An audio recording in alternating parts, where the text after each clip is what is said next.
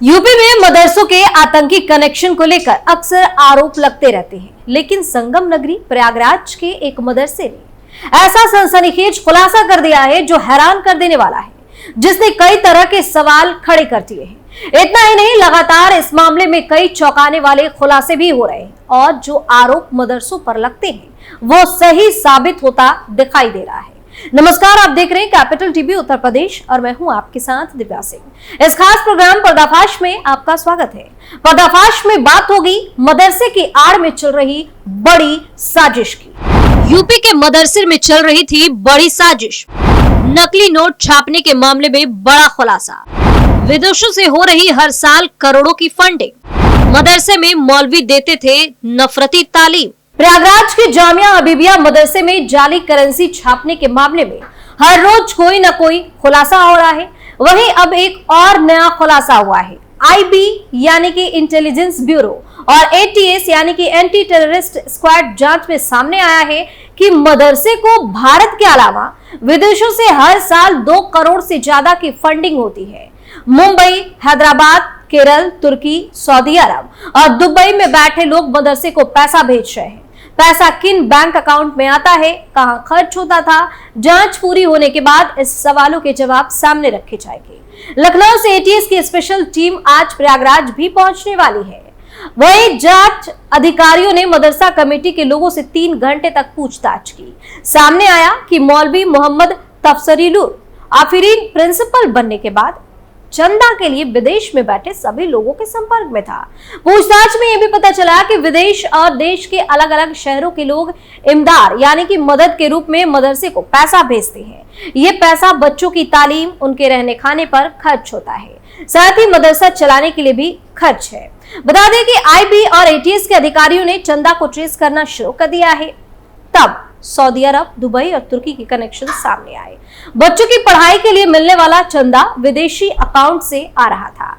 जांच कर रहे अधिकारियों ने पैसा भेजने वाले लोगों की पहचान तो उजागर नहीं की, मगर इनका पाकिस्तान से कनेक्शन तलाशा जा रहा है। इन बैंक अकाउंट को हैंडल करने वाले लोगों की कुंडली एजेंसियां खंगाल रही। मदरसे से कई आपत्तिजनक किताबें बरामद। बता दें कि 28 अगस्त को जाली करेंसी मामले की जांच के लिए आईबी की टीम मदरसा पहुंची। जांच में कई आपत्तिजनक किताबें और तस्वीरें बरामद की।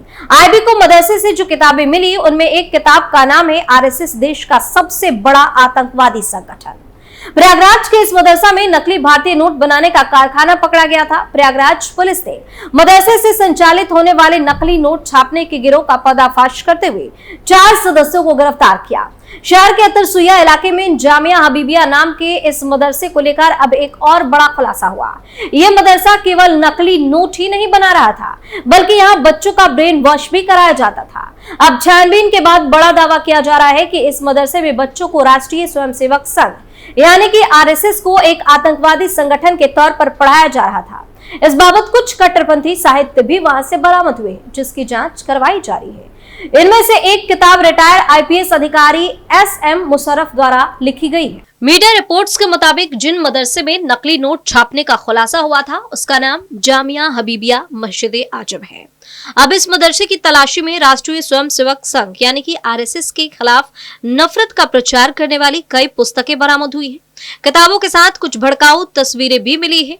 ये तमाम चरमपंथी साहित्य गिरफ्तार हो चुके मदरसे के मौलवी तफसीरुल आफरीनी के कमरे से निकले हैं। इन्हीं किताबों से यहाँ पढ़ने वाले बच्चों को नफरत की तालीम दी जा रही थी। बताया जा रहा है कि मौलवी तफसरील बच्चों का ब्रेन वॉश करता था। वह राष्ट्रीय स्वयंसेवक संघ को देश का सबसे बड़ा आतंकी समूह बताया करता था। बरामद किताबों में एक आरएसएस देश का सबसे बड़ा आतंकवादी संगठन भी है। यह किताब महाराष्ट्र कैडर के पूर्व आईपीएस अधिकारी एसएम मुशर्रफ ने लिखी है। मौलवी द्वारा मदरसे से कई स्पीड पोस्ट भी किए गए हैं, जिसकी पर्चियां मौलवी के कमरे से बरामद हुई है। इन पर्चियों के साथ क्या, कहां और क्यों भेजा गया, इसकी भी जांच कराई जा रही है। मदरसे से बरामद कई किताबें उर्दू में हैं, जिनके हिंदी अनुवाद भी किए जा रहे हैं। इन्हीं में से एक किताब में पाकिस्तानी अखबार डॉन की तारीफ की गई है। 26/11 के आतंकी हमले को अजमल कसाब के बजाय हिंदुवादी संगठनों पर भी थोपने का प्रयास एक किताब में किया गया है। मदरसे में बच्चों को बताया जाता था कि मालेगांव, मोडासा और समझौता एक्सप्रेस में ब्लास्ट आरएसएस से जुड़े लोगों ने किए थे। बच्चों को पट्टी पढ़ाते हुए मौलवी आरएसएस के साथ अभिनव भारत को भी कट्टरवादी ब्राह्मण संगठन और दंगे कराने वाला समूह बताया करता था। अब सवाल उठता है कि आतंकी संगठन बताते हुए लिखी इस किताब का मकसद क्या था। इसकी पुलिस जांच कर रही है, लेकिन सूत्रों की माने तो इस मदरसे में पश्चिम बंगाल, उड़ीसा, बिहार, झारखंड समेत कई राज्यों के नौजवान पढ़ने के लिए आते थे। ऐसे में संघ के खिलाफ जहर घोलने वाले किताब की मदरसे से बरामद की और मदरसे में जाली नोट की फैक्ट्री का क्या कनेक्शन है। पुलिस इस मामले की जांच कर रही है। पुलिस ये भी जांच कर रही है कि क्या मदरसे में पढ़ने वाले स्टूडेंट्स के दिमाग में संघ के खिलाफ जहर तो नहीं भरा जा रहा था। इधर इस मामले में पुलिस का एक्शन शुरू हो गया है। प्रयागराज पुलिस ने सभी आरोपियों के आगे की पूछताछ शुरू कर दी। जांच में तथ्यों के आधार पर चीजें सामने आने के बाद एनएसए या गैंगस्टर लगाने की कार्यवाही भी सुनिश्चित की जाएगी। इसके साथ ही आरोपियों के बैंक अकाउंट्स की डिटेल्स भी निकाली जा रही है। इस मामले में पुलिस ने मदरसे के प्रबंधक से पूछताछ की और पूछताछ में पता लगा है कि बिहार, बंगाल और उड़ीसा के लोग भी इस मदरसे में रहते थे। प्रयागराज पुलिस के मुताबिक यह मदरसा पिछले कई महीनों से नकली नोट छापने का अड्डा बना हुआ था। यह सिर्फ 100 रुपए के ही नोट छापे जाते थे। प्रयागराज के डीसीपी सिटी दीपक भूकर के मुताबिक नकली नोट छापने और इसे बाजार में खपाने के गोरख धंधे में मदरसे का कार्यवाहक प्रिंसिपल भी शामिल था। उसने नकली नोट छापने वालों को मदरसे का एक कमरा दे रखा था। इसके बदले वह मोटा कमीशन लेता था। प्रयागराज पुलिस के अफसरों ने प्रेस कॉन्फ्रेंस कर बताया था कि गिरोह में फिलहाल 4 लोगों के शामिल होने की बात सामने आई है। यह लोग 100 रुपए की नोट हाई क्वालिटी के स्कैनर पर स्कैन करते थे। इसके बाद इसे A4 साइज के पेपर पर प्रिंट किया जाता था। नोट असली लगे इसके लिए इस पर ग्रीन कलर का सेलो टिप लगाया जाता था। ज्यादातर नोटों के नंबर एक ही होते थे। गिरोह के लोगों ने पहले कुछ दिनों तक खुद की नकली नोट बाजार में खपाए थे। इसके बाद इन्होंने कुछ दूसरे लोगों से कमीशन पर देने का सौदा तय किया। एक असली नोट के बदले 3 नकली नोट दिए जाने का सौदा तय किया जा रहा था। प्रयागराज के सिविल लाइंस थाने की पुलिस ने मुखबिर की सूचना पर 2 लोगों को बस स्टैंड के पास से पकड़ा तो पूरे नेटवर्क का खुलासा हो गया। इसकी निशानदेही पर मदरसे में छापेमारी कर वहां से कार्यवाहक प्रिंसिपल मोहम्मद तफसीरुल, आरफीन और मास्टरमाइंड जाहिर खान की गिरफ्तारी हुई थी। जाहिर खान इसी मदरसे का स्टूडेंट था। तफसीरुल और जहीर दोनों ही मूल रूप से उड़ीसा के रहने वाले हैं।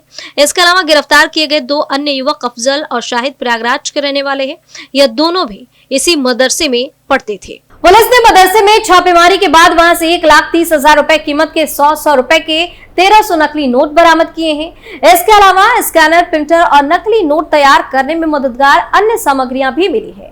डीसीपी सिटी दीपक भूकर के मुताबिक यह लोग इतनी सफाई से नकली नोट तैयार करते थे कि किसी को शक ना हो। यह लोग जानबूझकर 100 रुपए के ही नोट इसलिए छापते थे ताकि वह आसानी से बाजार में खप जाए। मदरसे में नकली नोट छापे जाने के इस खुलासे को प्रयागराज पुलिस बड़ी कामयाबी मान रही है। पुलिस ने चारों आरोपियों को गिरफ्तार कर जेल भेज दिया। अब जल्द ही इन्हें कस्टडी रिमांड में लेकर इनसे पूरे नेटवर्क का पता लगाने की कोशिश की जा रही है। मामले में पुलिस के खुलासे के बाद दूसरी बड़ी एजेंसियां भी अलर्ट हो गई हैं। तो असल में आर्थिक आतंकवाद का एक सेंटर उत्तर प्रदेश के प्रयागराज में चल रहा था। आर्थिक आतंकवाद का यह सेंटर एक मदरसे में चल रहा था। जिस मदरसे में ईमान की शिक्षा देने की बात कही जाती है, उसी मदरसे की दूसरी मंजिल पर बेईमानी का धंधा चल रहा था। यूपी पुलिस को पिछले कई दिनों से बाजार में नकली भारतीय नोटों की शिकायतें मिली। खुफिया टीम ने जांच की तो पता चला कि जामिया हबीबिया नाम के एक मदरसे में नकली नोटों की टकसाल खुली हुई है। इस टकसाल का मुखिया एक मौलवी है। मौलवी के 3 चेले 100 और 500 के नकली नोट छाप रहे थे। ये केवल नाम से ही मदरसा है, काम से तो ये नकली नोटों की टकसाल ही है।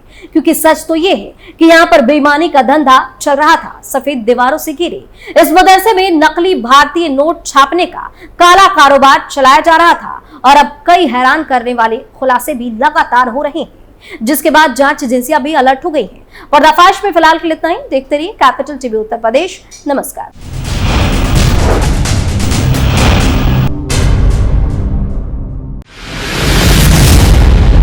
मैं राजनीति करता नहीं, पर राजनीति को बहुत गहरे तक समझता हूं। मैं लोगों के बीच रहता हूं, लोगों के मन को अच्छे से जानता हूं।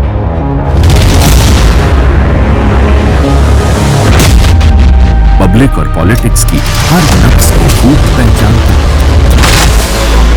संघर्ष की सियासत से सत्ता के सिंहासन तक मैं हर खबर से खरा सच निकालता हूं। ना कोई दौड़, ना कोई race. Capital TV Uttar Pradesh.